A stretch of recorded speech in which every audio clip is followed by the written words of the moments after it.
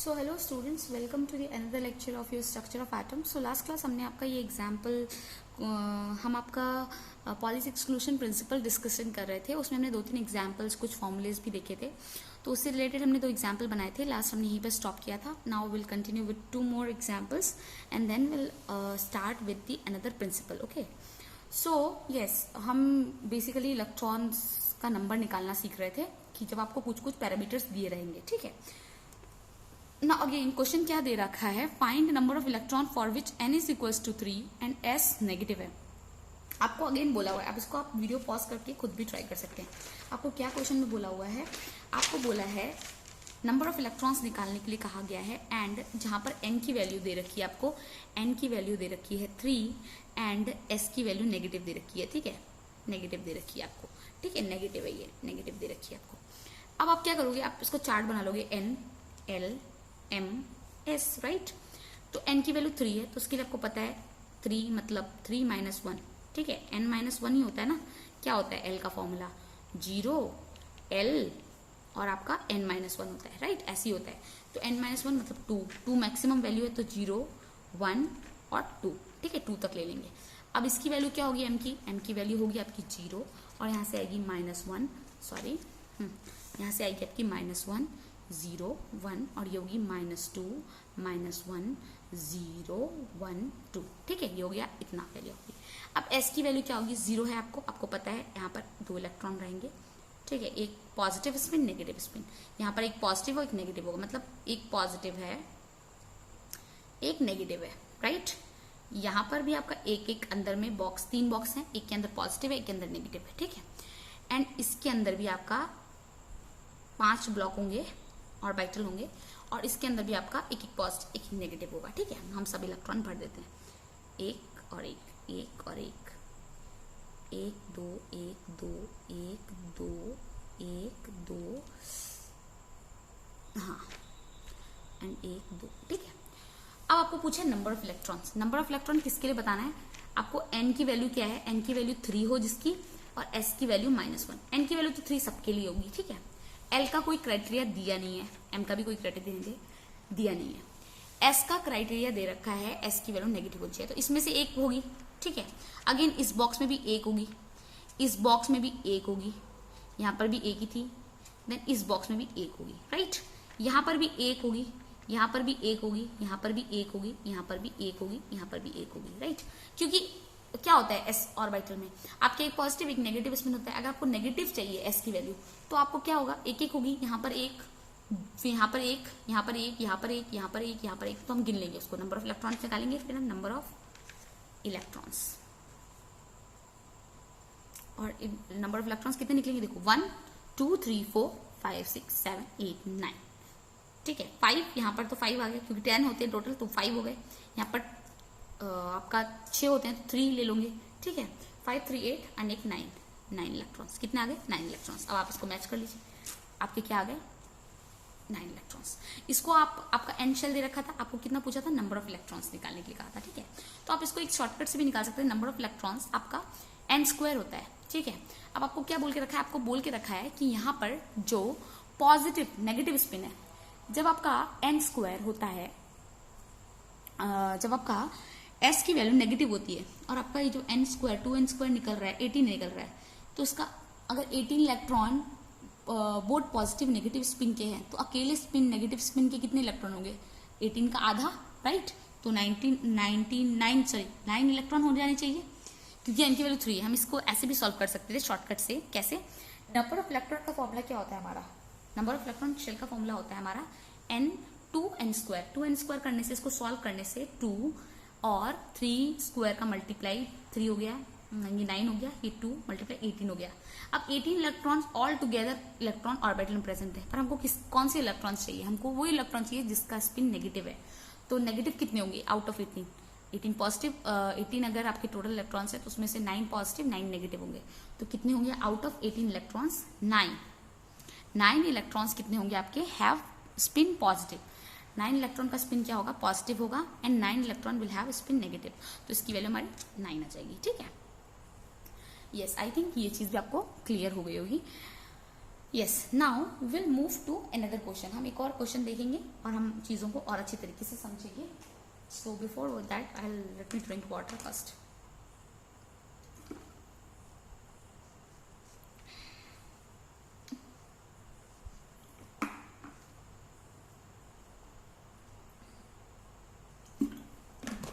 अब यस, आपको इतनी देर तक ये क्वेश्चन दिख रहा होगा, राइट? तो आप वीडियो को पॉज करके इस क्वेश्चन को सॉल्व कर सकते थे। तो वेरी इजी क्वेश्चन है, ठीक है। सेम वैसे ही आपको क्या पूछा है, find the number of electron for which n is equal to 3 and mod of m is equal to 1, ठीक है। मॉड m क्या है, 1 है। आपको क्या निकालना है, नंबर ऑफ इलेक्ट्रॉन्स निकालना है, ठीक है। और उसका क्या है, मॉड 1 है। सबसे इंपॉर्टेंट चीज, आपको नंबर ऑफ इलेक्ट्रॉन, आपकी इंफॉर्मेशन क्या दे रखी है। ये एग्जाम्पल हमारा 4 कुछ है, आपको दे रखा है n की वैल्यू दे रखी है। आपको क्या दे रखी है, आपको n की वैल्यू 3 दे रखी है, 3 दे रखी है, राइट। एंड आपको मॉड m 1 दे रखा है। क्या बोला है, आपको फाइंड इलेक्ट्रॉन बोला है फॉर विच n की वैल्यू 3 है और मॉड m 1 है, ठीक है। मॉड m मतलब m की जो भी वैल्यू है, अगर 1 है तो उसको मॉड ले लो, पॉजिटिव ले लो। अब हम इसको सॉल्व करेंगे और समझेंगे इसको कैसे सॉल्व करते हैं। n लिख लो, l लिख लो, m लिख लो, आपको नंबर ऑफ इलेक्ट्रॉन चाहिए s भी लिखना पड़ेगा। 3 है मतलब क्या हो गया, 3 - 1 2, अगेन 0 1 2, ठीक है। m की वैल्यू 0 के लिए 0, यहाँ पे क्या होगी -1 0 1, यहाँ पर होगी -2 -1 0 1 एंड देन 2, ठीक है। ये हो गया। s के लिए क्या होगा, यहाँ पर एक हमारा ऑर्बिटल हो जाएगा। यहाँ पर क्या होगा, p ऑर्बिटल है तो 3 ब्लॉक हो जाएंगे, d ऑर्बिटल है तो यहाँ पर 1 2 3 4 4 ब्लॉक हो जाएंगे। अब हमको क्या बोला है, हमको मॉड m, मॉड m मतलब जो भी 1 नेगेटिव है उसको भी आप पॉजिटिव बना दो। अब बताओ -1 को मॉड के अंदर लिखते हैं जब हम, क्या करते हैं हम, जब -1 है आपका, -1 को हम मॉड के अंदर डालते हैं तो आपका क्या आता है 1।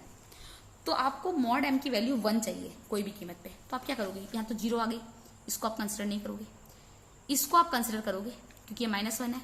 तो मॉड की वैल्यू -1 है तो मॉड में पुट किया जब m की वैल्यू को हमने, तो ये क्या आएगा 1 आ जाएगा। ये अगेन इसको नहीं कंसिडर करेंगे, इसको भी कंसिडर करेंगे क्योंकि 1 जब हम पुट करेंगे मॉड तो 1 ही आएगा आंसर। इवन इसको भी हम कंसिडर नहीं करेंगे -2 को, क्योंकि -2 का मॉड जब निकालेंगे तो क्या आएगा 2 आएगा। हमको सिर्फ 1 वाला ही कंसिडर करना है। इसको हम कंसिडर कर लेंगे, -1 है तो 1 का मॉड करेंगे तो कितना आएगा, देखो -1 है, राइट, -1 है, इसको हम मॉड करेंगे तो कितना आएगा हमारा आएगा 1। अगेन ये इसको भी ले लेंगे, इसको नहीं कंसिडर करेंगे, इसको भी नहीं कंसिडर करेंगे, तो कितने हो गए टोटल, आपको क्या बोला था, नंबर ऑफ इलेक्ट्रॉन। अब बताओ यहाँ पर आपके इलेक्ट्रॉन हुए, राइट, इस वाले का कंसिडर, ऐसा तो सब में इलेक्ट्रॉन है, आपको कौन से कंसिडर करने हैं, ये वाले सारे बॉक्सेस में इलेक्ट्रॉन है, आपको किसको, इसको कंसिडर करना है, इसको कंसिडर करना है, राइट। फिर किसको कंसिडर, इसको नहीं कंसिडर करना है, इसको कंसिडर करना है, फिर आपको ये 0 वाले को नहीं, इसको कंसिडर करना है। तो कितने इलेक्ट्रॉन हो गए टोटल, 1 2 3 4 5 6 7 8, कितने इलेक्ट्रॉन हो गए, total number of electron is 8, right. कितने हो गए इलेक्ट्रॉन आपके 8 हो गए। इसको हमको नंबर ऑफ इलेक्ट्रॉन क्या पूछा था आपको, number of electron for which n की वैल्यू 3 है, m की वैल्यू, मॉड की वैल्यू 1 है। तो हम क्या लिखेंगे, नंबर ऑफ इलेक्ट्रॉन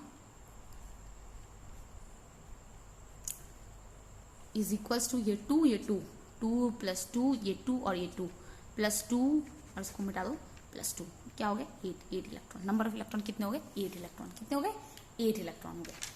अब इसको सॉल्व किया था सेम वैसे ही जैसे मैंने बताया, 3 0 1 1 सॉरी 0 1 2, m की वैल्यू 0 -1 0 1 -2 1 0 1 2, हमको 2 और -2 से मतलब नहीं, हमको 0 से वैल्यू से भी मतलब नहीं, 0 हम कंसिडर नहीं करेंगे, हम कंसिडर करेंगे कौन सी, मॉड 1 की वैल्यू, क्योंकि हमको मॉड 1 चाहिए।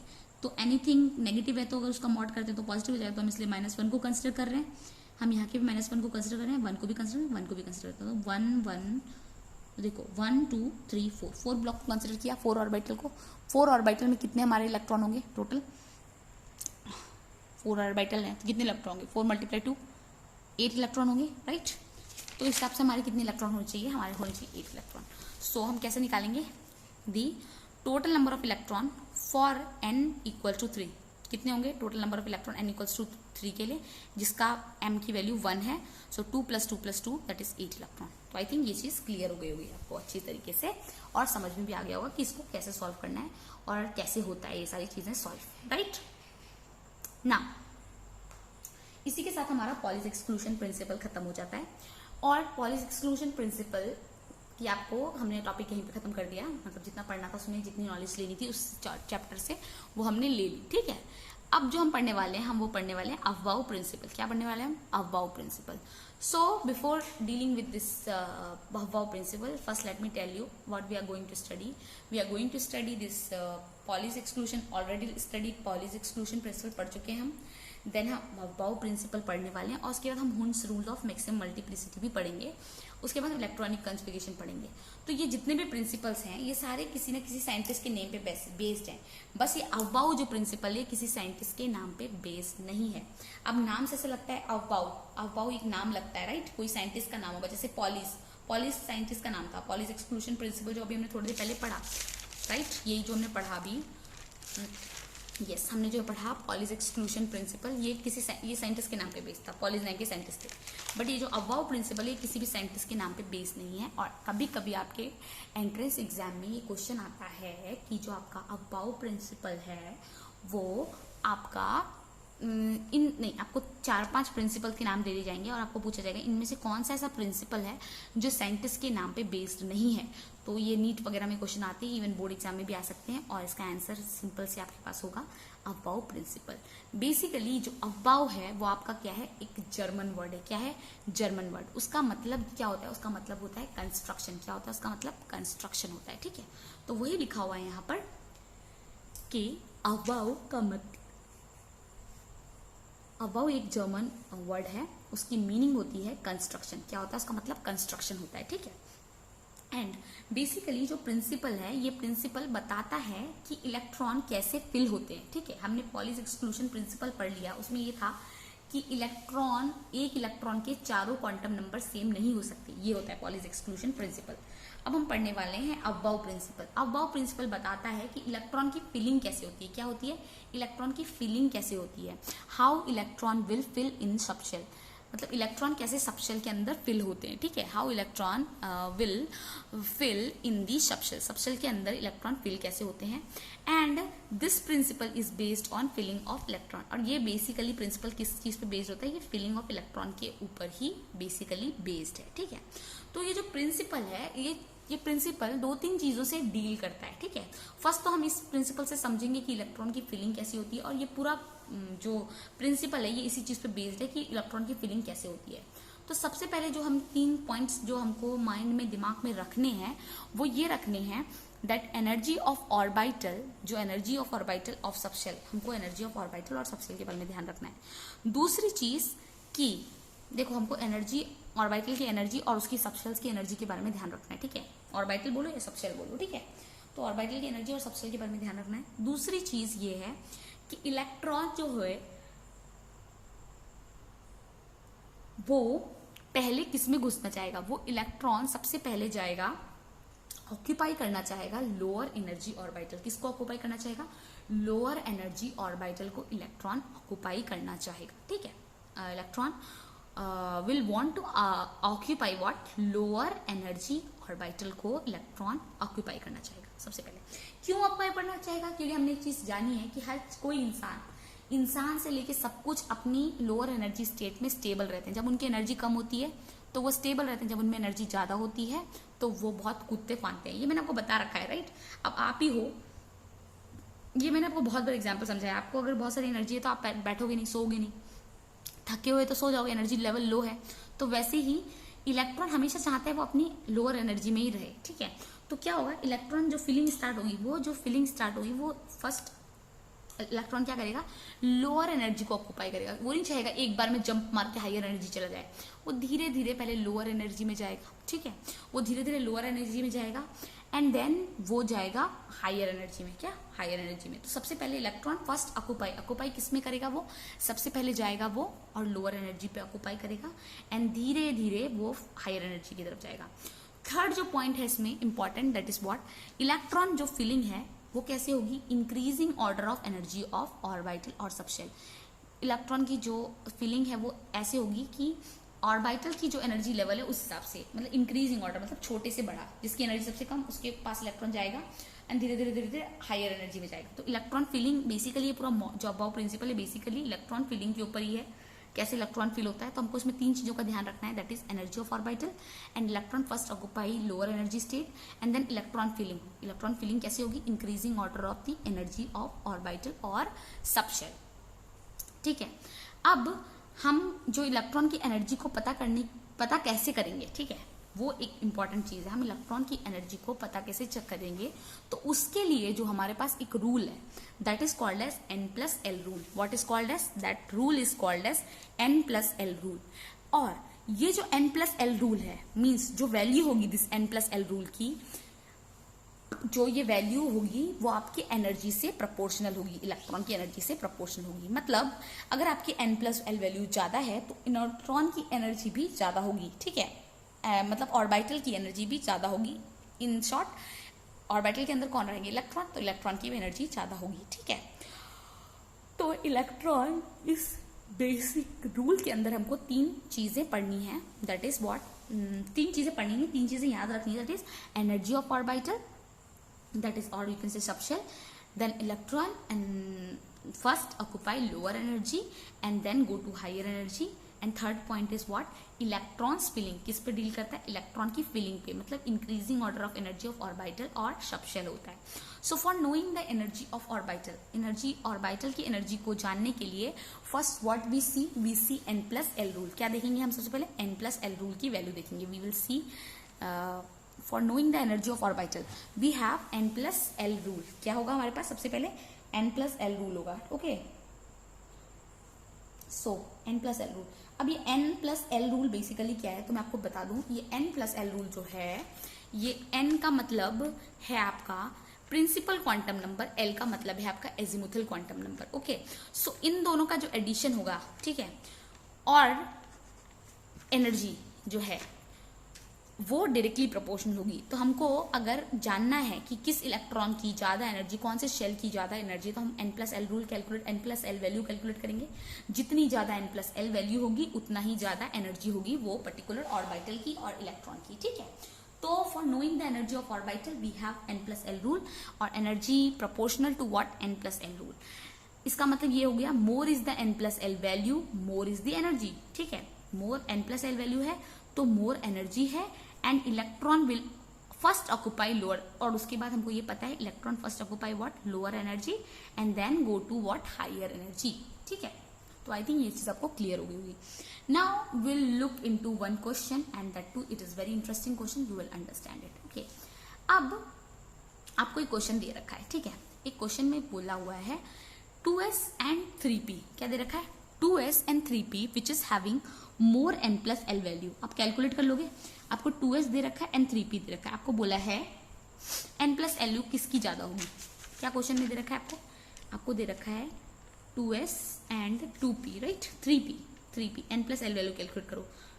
ये N2 मतलब N की वैल्यू 2 है, S की वैल्यू क्या होगी बताओ, N की वैल्यू 2 है, S की वैल्यू क्या होगी, 2s लिखा हुआ है। ठीक है, N की वैल्यू 2 है, S की वैल्यू क्या होगी, तो अगेन वी नो दैट, हाँ S है तो आपकी, हमको क्या निकालना है, हमको निकालना है N+L निकालना है। N की वैल्यू 2 है, L की वैल्यू S है तो मतलब L की वैल्यू 0 होगी, राइट, S है तो L की वैल्यू 0 होगी।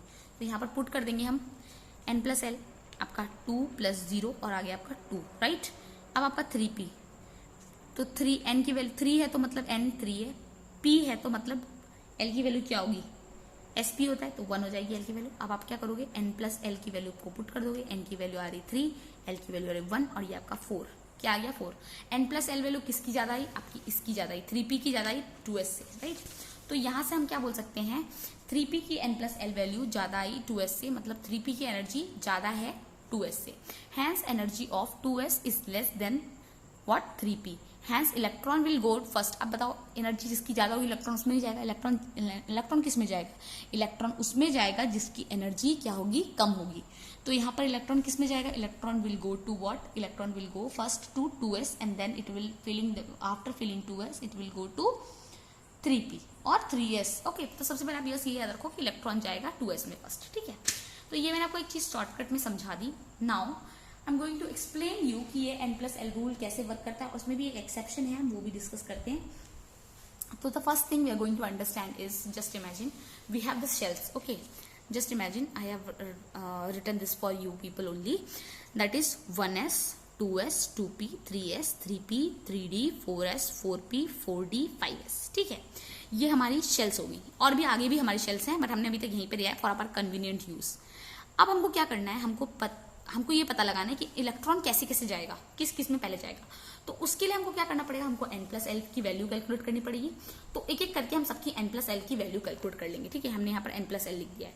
आपको पता है 1s, तो n की वैल्यू क्या होगी 1. s है तो l की वैल्यू क्या होगी 0, तो हमने 1 लिख दिया. यहाँ पर देख लो l की वैल्यू हमने लिख दी है. अगर s है तो 0 होगी, p है तो 1 है, d है तो 2 है, f है तो 3 है. तो आप भी अगर जब सॉल्व कर रहे हो, न्यू आप सॉल्व करना स्टार्ट कर रहे हो, तो आप भी ये l की वैल्यू साइड में लिख लो. तो आपके लिए बहुत कन्वीनियंट और क्या हो जाएगा, ईजी तरीका हो जाएगा सॉल्व करने का. तो ये 1s हो गया. ठीक है, 1s हमको पता चल गया. 1 था मतलब n की वैल्यू 1 थी, s है तो 0 हो गई l की वैल्यू, तो ये 1 आ गया. अब 2s, 2 n की वैल्यू 2, s की वैल्यू अगेन 0 2. अब क्या आया 2p, क्या है आपका 2p. ठीक है, 2p हमको पता है n की वैल्यू 2 होगी, p की वैल्यू क्या होगी, p की वैल्यू होगी p हो है तो l की वैल्यू क्या होगी 1 होगी, तो 3 हो गया.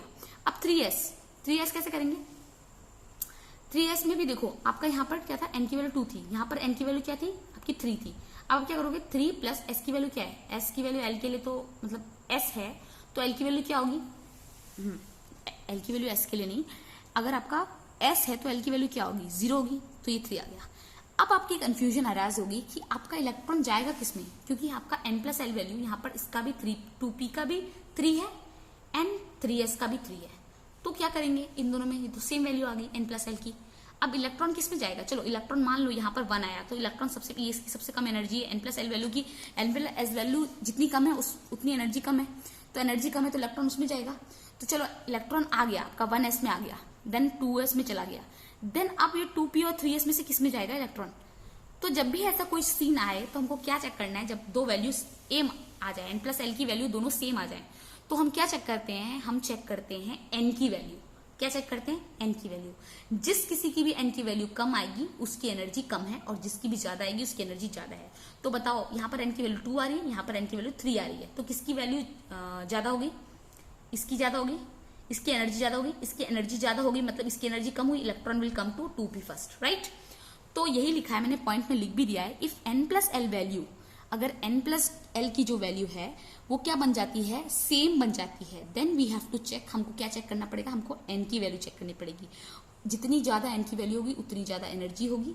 ठीक है, हाइयर एनर्जी होगी. ठीक है, नाउ ये हो गया हमारे सॉल्व हो गया, इसमें जाएगा इसमें जाएगा. अब हम 3p के लिए कैलकुलेट करेंगे. 3p के कैलकुलेट करेंगे तो हमको पता है p के लिए क्या होता है आपका, l की वैल्यू 1 होती है, और यहाँ 3 लिखा है तो n की वैल्यू 3 है, और ये अब 4 आ गया आपका. ठीक है, चलो 4 आ गया.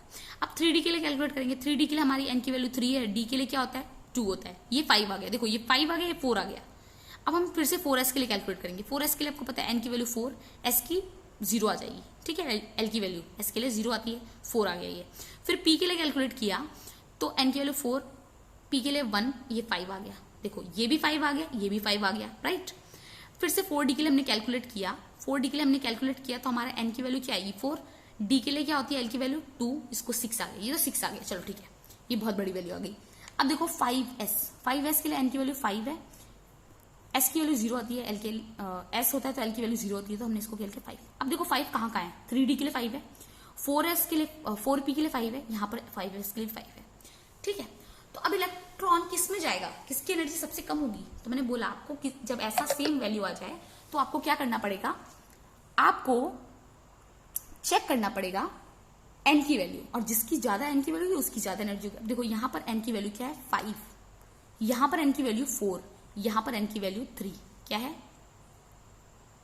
देखो हमने ये कैलकुलेट किया, सबसे पहले 5 देख लो, 5 वाला. ठीक है, ये देख लो ये वाला, हमने यहाँ पर n की वैल्यू क्या आ रही है 5, यहाँ पर n की वैल्यू 4, यहाँ पर n की वैल्यू 3 आ रही है. किसकी कम सबसे कम एनर्जी होगी, इसकी सबसे कम होगी 3d वाली. अब देखो इन दोनों की वैल्यू क्या आ रही थी आपकी 4 आ रही थी, इन दोनों की वैल्यू 4 आ रही थी. चलो ये तो 5 वाला भी छोड़ दो, यहाँ तक 3 तक कल कंफर्म कर लिया था हमने कैसे इलेक्ट्रॉन जाएगा, इसकी एनर्जी ज्यादा होगी क्योंकि n की वैल्यू ज्यादा है, राइट. अब ये देखो 4, अब देखो दोनों की वैल्यू 4 आई है, तो आपको देखना पड़ेगा n की वैल्यू किसकी ज्यादा है. यहाँ पर n की वैल्यू 4 है, यहाँ पर n की वैल्यू 3 है, तो इलेक्ट्रॉन सबसे पहले किस में जाएगा, इसको फिल करने के बाद इसमें आएगा 3p में, उसके बाद 4s में. अब देखो यहाँ पर सबकी वैल्यू 5 आ गई है, तो सबसे कम n की वैल्यू किसकी, इसकी 3 है, इसकी 4 है एंड इसकी क्या है 5 है, तो इलेक्ट्रॉन सबसे पहले इसमें आएगा, फिर 4p में आएगा, फिर 5s में आएगा, राइट।